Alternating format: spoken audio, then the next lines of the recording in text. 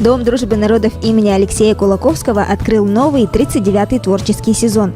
В честь фееричного старта прошел концерт «Содружество талантов».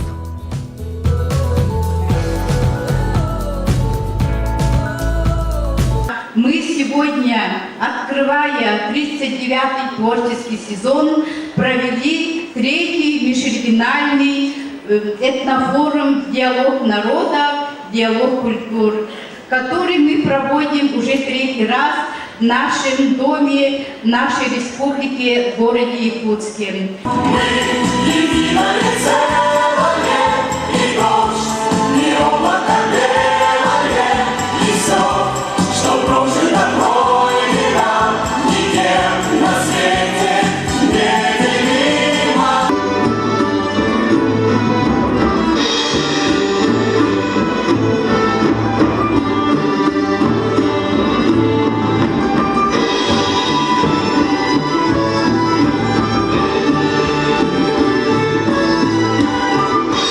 Здесь в ансамбле Дома дружбы народов занимаются мои друзья.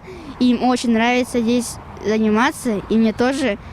Я часто сюда хожу на концерты. Чувство радости и восторга, когда приходишь сюда в Дом культуры, это открывается другой мир. Понимаете, тут развлечения, дети, суматоха, это просто замечательно. Что я могу сказать еще лично от себя?